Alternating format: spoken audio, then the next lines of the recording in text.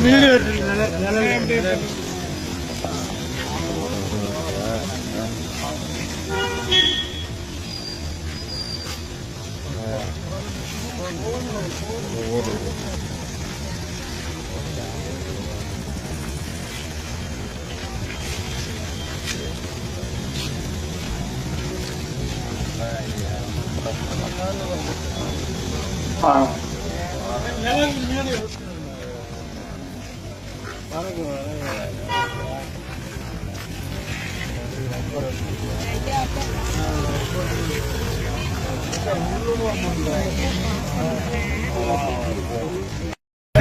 வாக்காளர் பெருமக்களை என்றைக்கும் நாங்கள் மறக்க மாட்டோம். இந்த தொகுதிக்கு என்றைக்கும் நன்றியோடு பணியாற்றுவோம் என்பதை நான் தெரிவித்துக் கொள்ள கடமைப்பட்டிருக்கின்றேன்.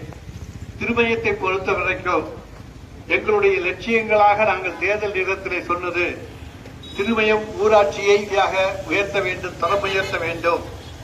அதே போல திருமயம் ஒன்றிய அலுவலகத்துக்கு புதிய கட்டிடம் கட்டித்தரப்பட வேண்டும். திருமயத்திலே கலை அறிவியல் கல்லூரி கொண்டு வரப்பட வேண்டும். திருமயத்தில் இருக்கக்கூடிய மேல்நிலைப் பள்ளிகளுக்கு புதிய கட்டிட வசதி செய்து தரப்பட வேண்டும். அதே போல பழமை மாறாமல் 100 ஆண்டு காலமான நம்முடைய அரசு ஆண்கள் மேல்நிலைப் பள்ளியினுடைய அந்த கட்டிடம் பழமை மாறாமல் புதுப்பித்து தர வேண்டும் என்பதற்காக 2.5 கோடி ரூபாயை செலவு செய்து அந்த கட்டிடம் பழமை மாறாமல் புதுப்பித்து தரப்பட்டிருக்கிறது.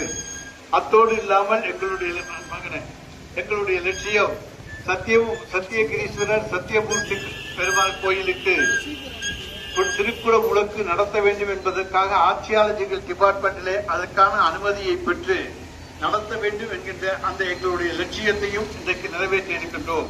அதே போல அங்கே இருக்கக்கூடிய வயலூர் கோயிலுக்கு அந்த சாலையை அகலப்படுத்துகிற பணியையும் மேற்கொண்டிருக்கின்றோம்.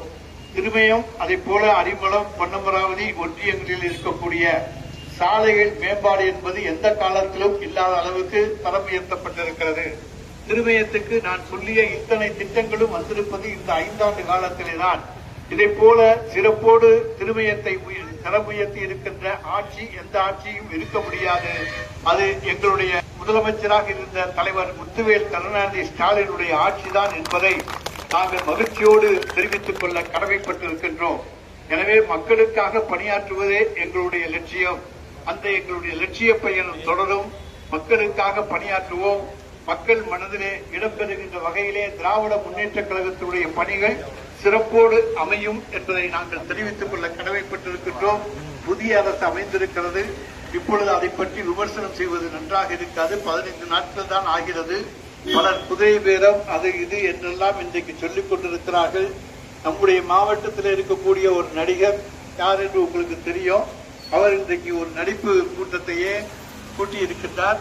தான் வேறு கட்சிக்கு போவதற்கு முன்னாலே ஒரு நாடகத்தை அரங்கேற்றிவிட்டு செல்ல வேண்டும் என்பதற்காக அந்த நிலைப்பாட்டை எடுத்திருக்கின்றார்.